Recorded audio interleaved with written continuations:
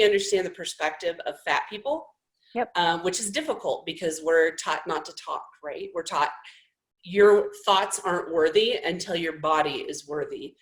That is incorrect.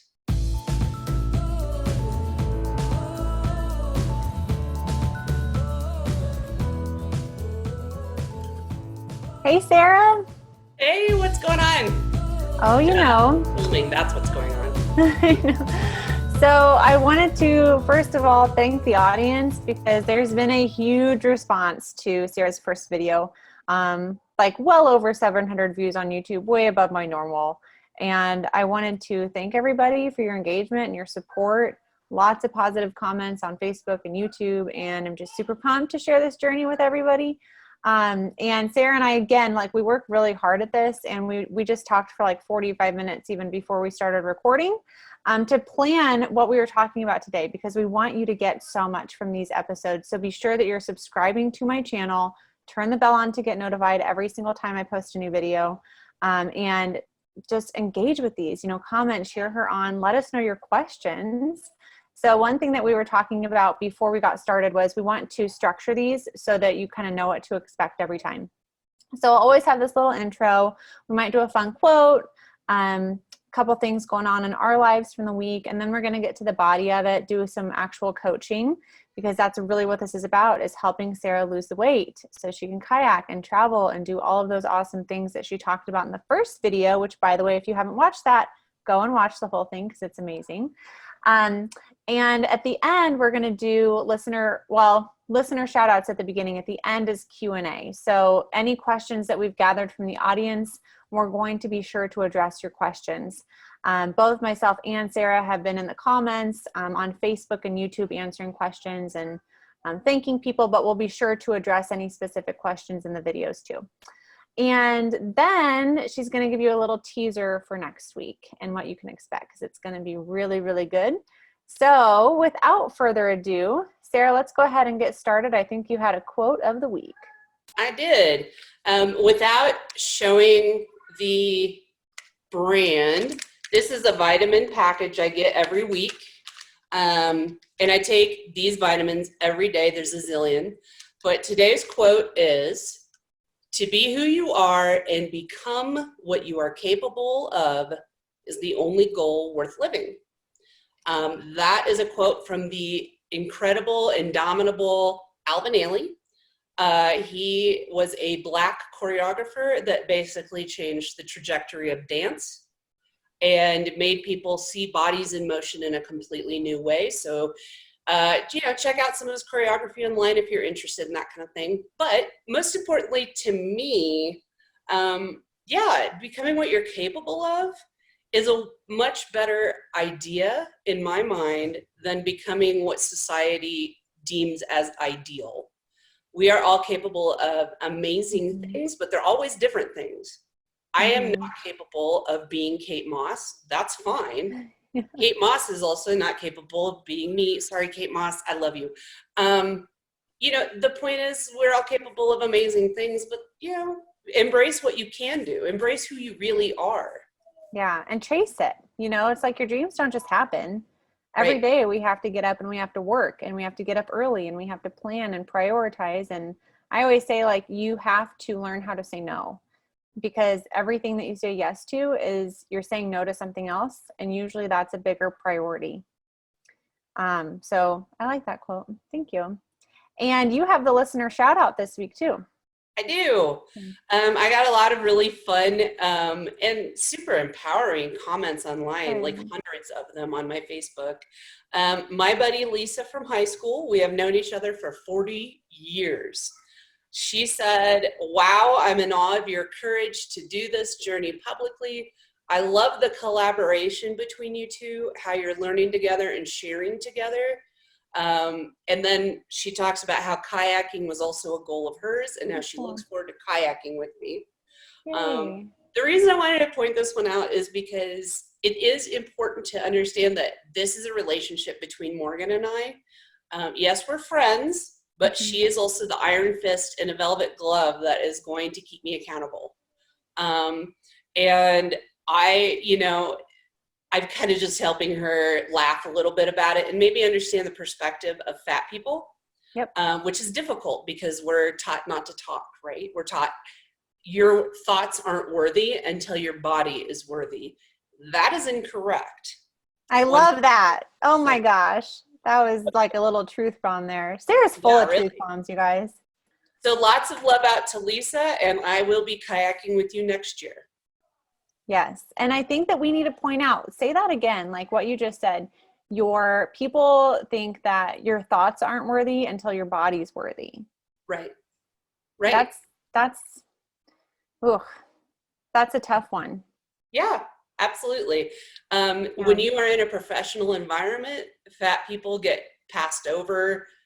In every conference room I've ever been in, I will say something and people will skip over it unless they know me, and then maybe they'll pay attention. But the point being, your thoughts are worthy now and you need to stand up for them now. Yeah. Yeah. The more empowered you feel, the simpler, less complicated a journey towards health or any other goal will become. Mm-hmm. And I talked about this last time, but I think it's worth repeating. Like we kind of talked about the 3 layers of weight loss, the cognitive layer of the science behind weight loss and insulin resistance. And that's what I teach in my course. And we're going to talk about that on these videos. And habit change is super important. We're going to talk about those as well on these videos. And then the core, the heart, the belief, like believing that you're worthy, no matter what your body looks like, to invest in you and to believe in you and to take positive steps every single day to become the person that you're meant to be. So, absolutely. And the other thing that we added this week is kind of a feel-good moment and an eye-opener of the week. And both of us are going to share one. Sarah's going to go first. I had a fabulous weekend with my partner, Tony. Good. We went to the Museum of Nature and Science here in Denver. The reason it was fabulous is because I walked for 3 hours and didn't end up crippled from pain. That's awesome. I went in with a strategy. The minute I felt any strain on my legs, I sat down for 1 minute. So that turned out to be like 5 breaks during this time. Okay. But what it did was prevent me from being so much in pain the next week that now I can still continue to exercise. Also, it's nice to be distracted while you're exercising. And I mean, dinosaurs and mummies, what can you do? So my eye opener was we went to a planetarium show and got placed in seats. The seat I was placed in was way too small for my butt. 30-year-old me would have just accepted it and been uncomfortable and probably hurt my back trying to fit in it. 46-year-old me was like, no bullshit here, I'm moving. Yeah. So we requested new seats, and some folks switched seats with us so that I had a seat with no arms. And it worked out great. Everybody was comfortable, and really those folks got better seats anyway. Long story short, the eye-opener part of it was it's okay to stand up for yourself. If you're in a situation that makes you uncomfortable or might even cause you pain, change it.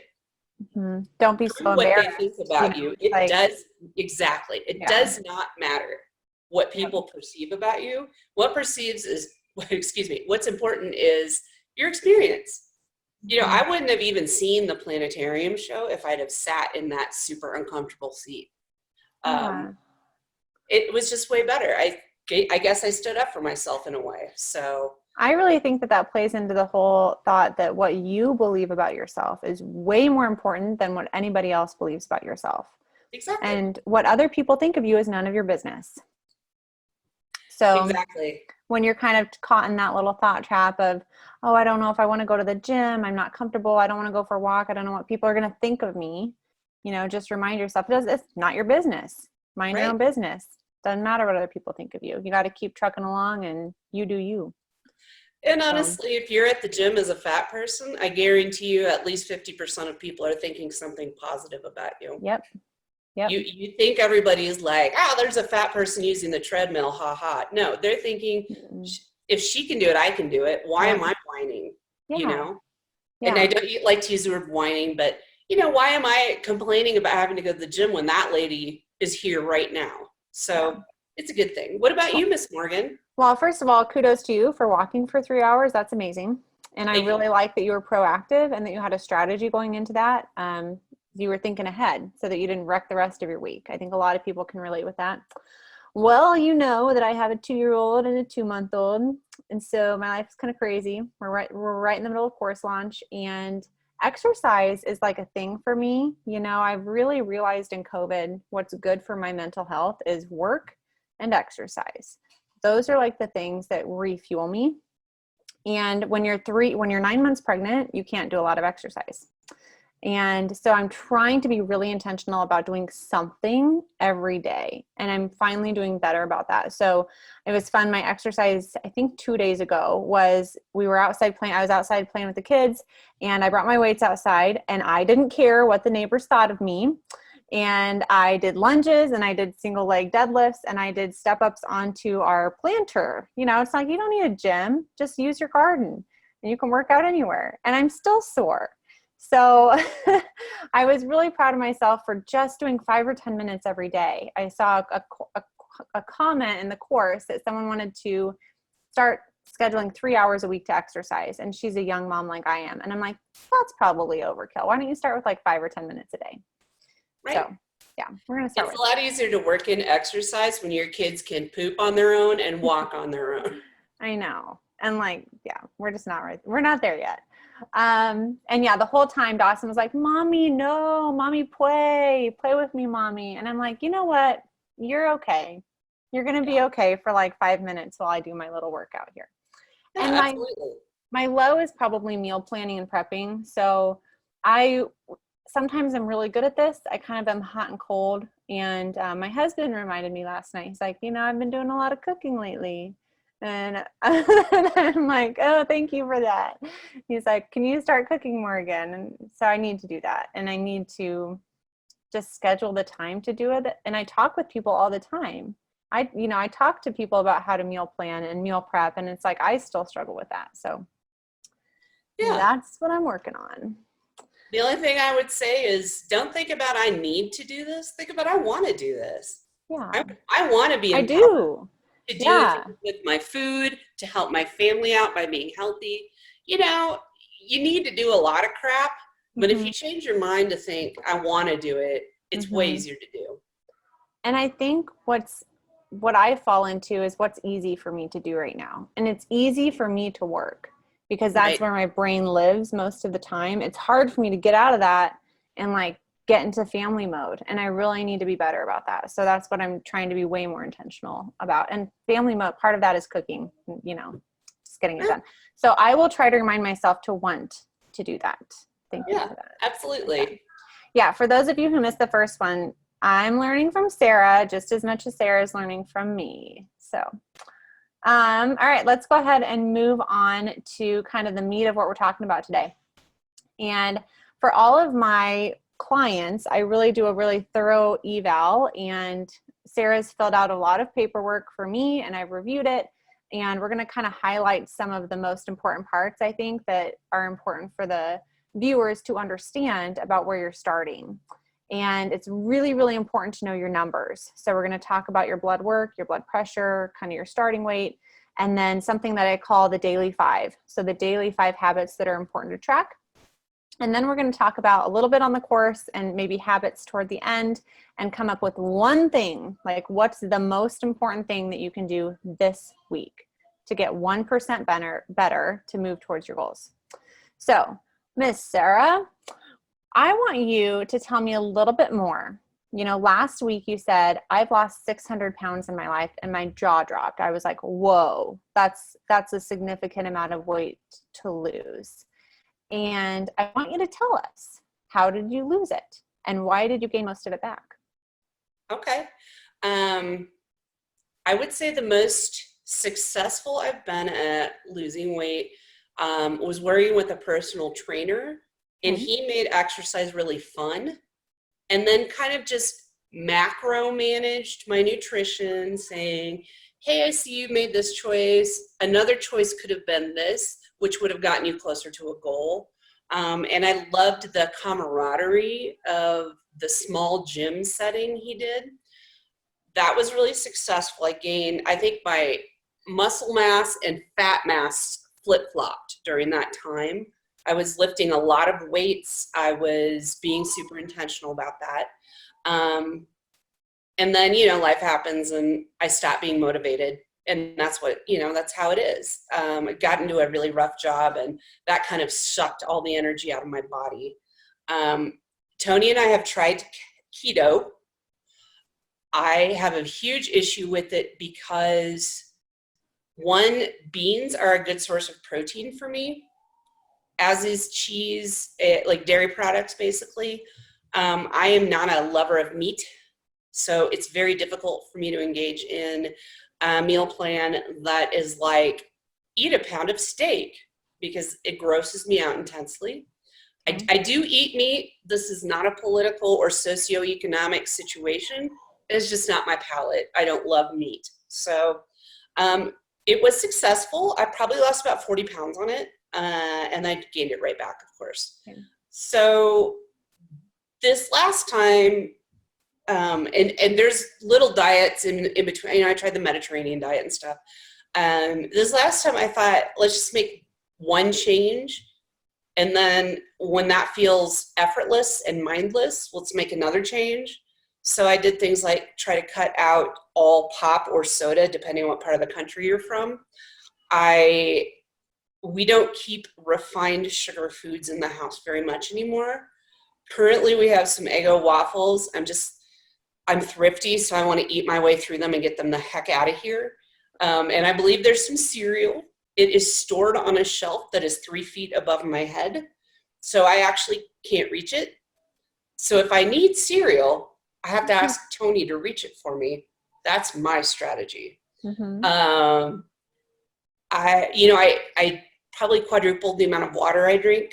It was made super easy because our new house has the thing in the door of the fridge that makes water, so I don't even have to think about it. Just some small changes like that.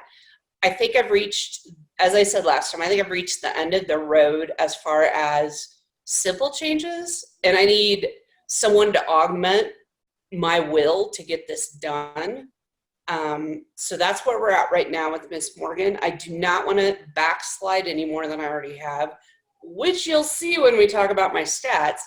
But I'm just not stressing about it. And I'm like, this is where we're at. We're going to move forward from here. Amen. Like, let's not stress out about weight loss. COVID and life is stressful enough. And if you stress out, it's just going to slow you, because stress will make it harder to lose weight, which we'll talk about in future episodes. But what about the weight loss surgery that you had? Oh yeah, I forgot about that. That big, life-changing surgery. Like, let's talk about that one. Yeah, I don't know. When you're fat, you're used to doctors, so meh. So I had a Roux-en-Y, which is a pretty drastic surgery. Basically, they cut out they short circuit your intestines, so your stomach kind of leads to your colon.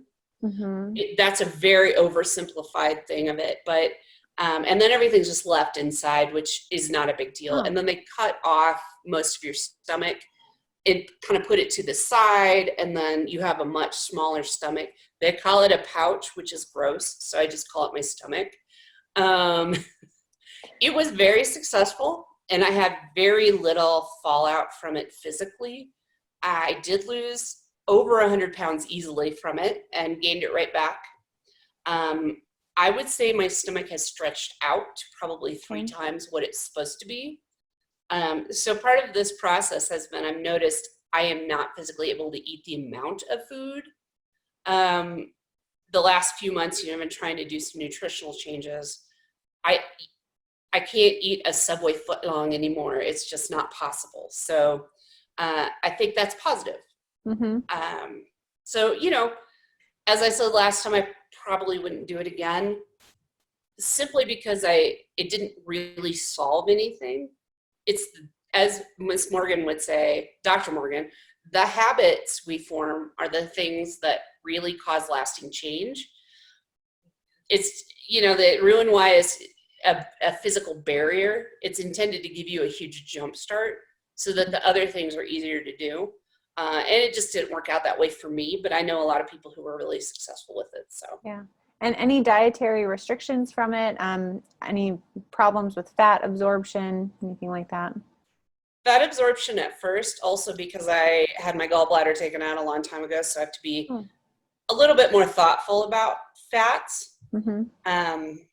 But now that the fat thing isn't a thing anymore, Okay. but sugar is. I can't drink sugar or eat things like ice cream.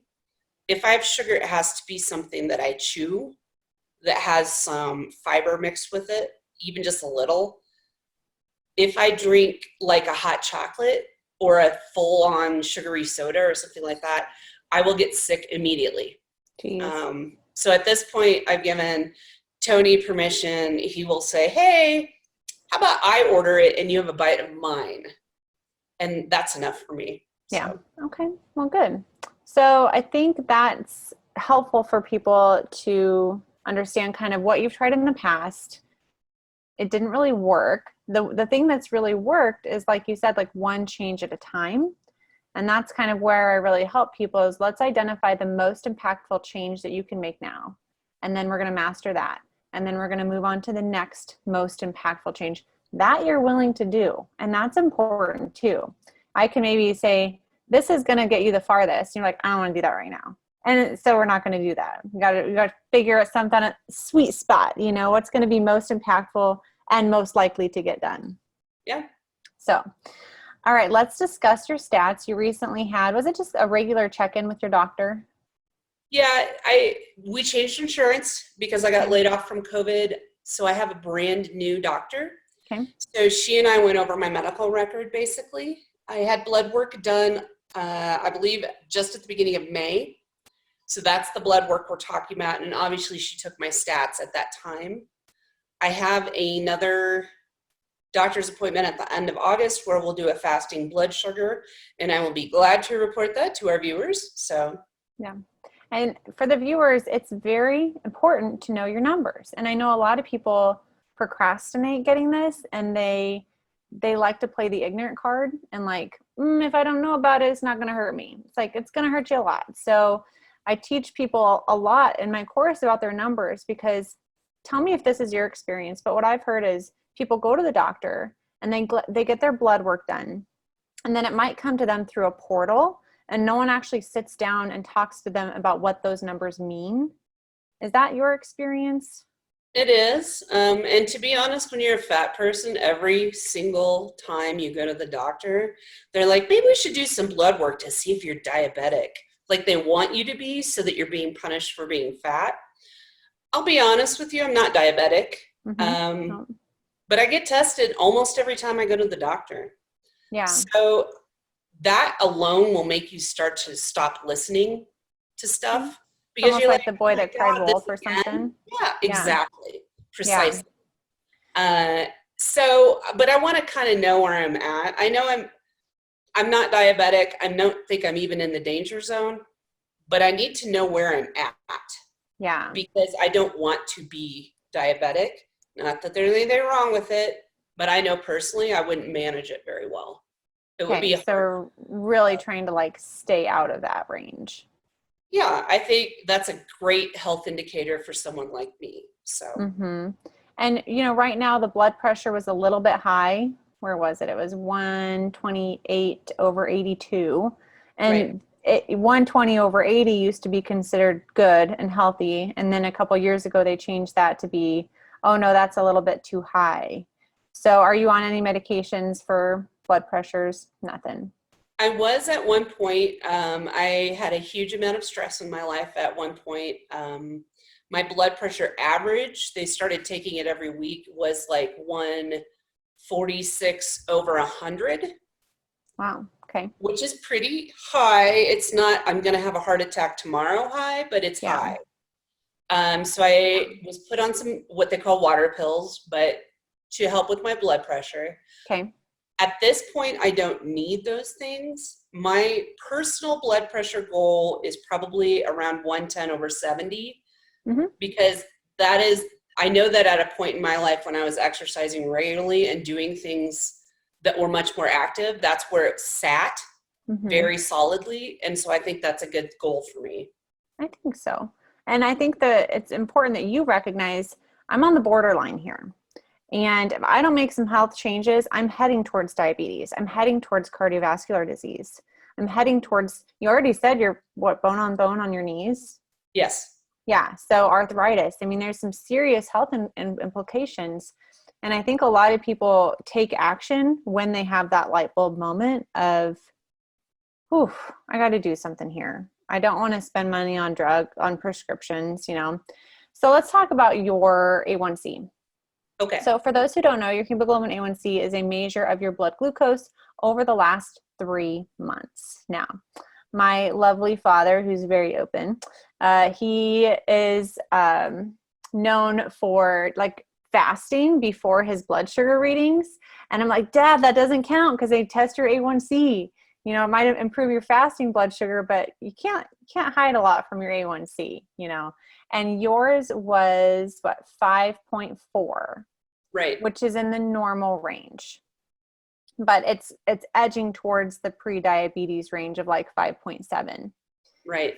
And then your blood sugar was 111, not fasted.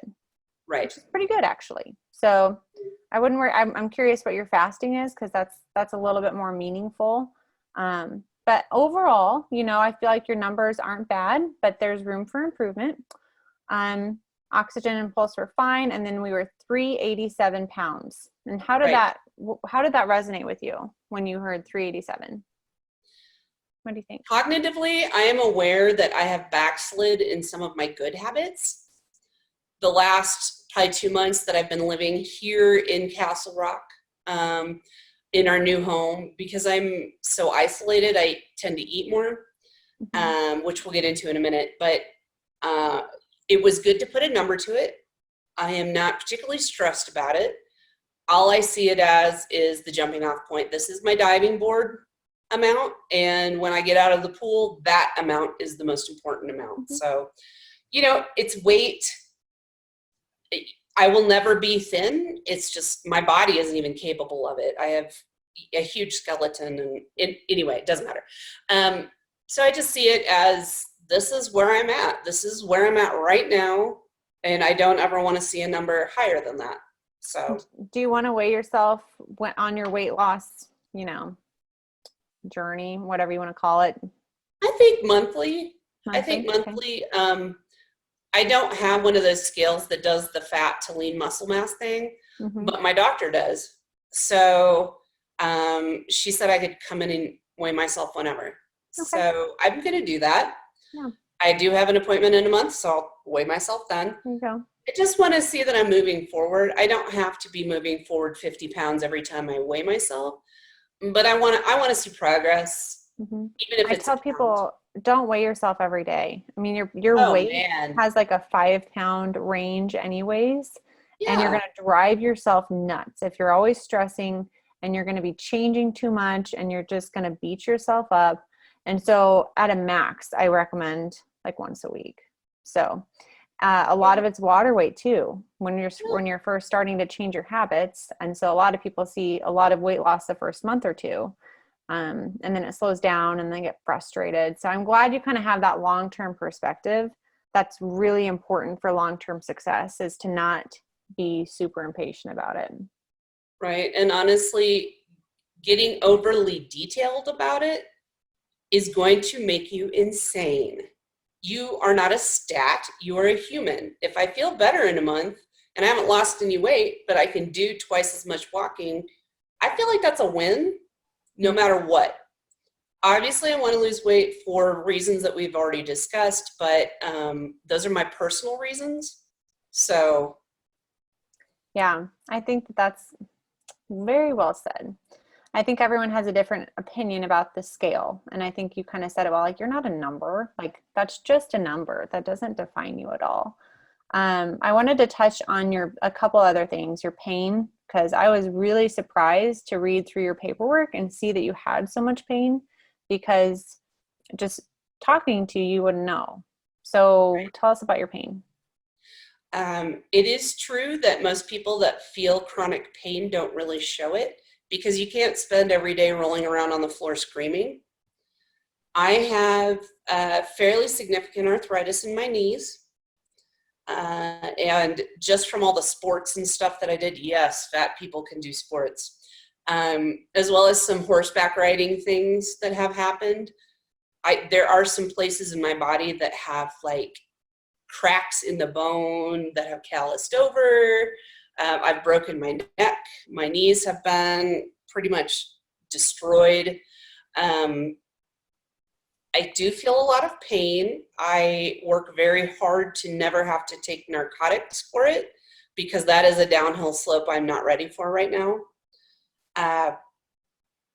And that's really all I have to say about it. It is something I live with every day, and any day that I wake up and I don't feel a lot of pain is one of the best days ever. So, what's your average pain?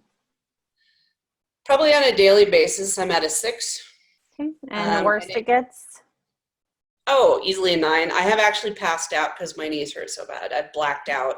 And Tony, obviously, he had a absolute freak out when that happened. But yeah, it'd be scary. it is what it is. You know, part of this is so that, you know, the pain doesn't have to be my constant companion. It'll be okay. Have you noticed a difference in your pain since you've given up pop and sugar? They're not like given up sugar, but reduced your sugar intake. Have you noticed a difference in your pain? I think so. I think I've noticed a difference in 2 places. One is that my inflammation has reduced, period. Mm-hmm. All over my body, things that have been inflamed are less inflamed. The other place I've noticed it is cognitively. I rely hugely on my memory because I have almost a photographic memory. It is much easier for me to access memories now. It's much easier for me to think way ahead quickly now that I'm, especially without aspartame. So. Oh, okay. Yeah, and I really drink diet soda. You what was that? I'm so sorry, I didn't mean to interrupt you. No, that's okay. Generally drink like diet soda. You did? Before I did. You gave it up? Okay. It is obviously full of aspartame. Mm-hmm. And it's interesting because I talk a lot about artificial sweeteners, and aspartame, I couldn't find any research that said it raised your insulin. And I'm like, but that's still one of the bad ones. And there's so many side effects to aspartame. For me, it makes me kind of, I don't want to say a bad word, but cranky. Artificial sweeteners, especially sucralose and aspartame, they make me like mad. And people don't recognize there's cognitive side effects to those chemicals. So anyways, another time, another place. But I also wanted to talk about fatigue. Yes. So you reported that you had excessive fatigue, and I wanted to see if that had gotten any better since you cut back a little bit on the aspartame, added sugars, or if it's still an issue for you right now. It has gotten better in the sense that I'm not swinging back and forth between I'm so tired, woo, I have energy. Now I'm, you know, it almost creates a manic depressive thing inside your body when you pound sugar and then you instantly drop off, but then you want more sugar because it's fun to be manic. So that has ended, and now I'm on kind of a steady uphill energy slope.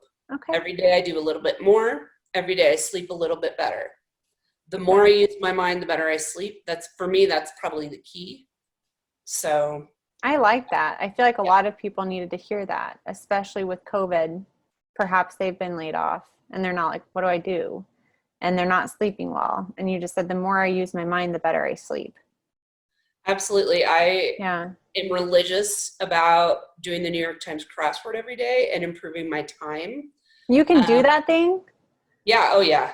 Oh my gosh. My average Sunday crossword time now is 12 minutes. That's amazing. I couldn't do it ever, and I would for sure have to cheat on Google. For sure. It's difficult, but it's worth it. For me, that's the kind of thing that's better. I tried to teach myself Arabic.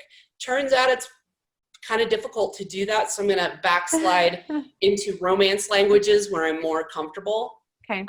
My French is good, but I don't speak Spanish, which I should, obviously. So. Well, that's awesome. Yeah. Okay. Well, if I ever decide to do a crossword, I'll text you. Okay. So now that people have a little bit more of a background of your health status, kind of what some concerns are with pain, I wanted to bring up something I call the Daily 5, and I teach it in my course, and it's in one of the documents called the Sustainable Weight Loss System. And the 5 habits that I track that I recommend you track, even if you're not working on them. It's good to be cognizant that these are important here.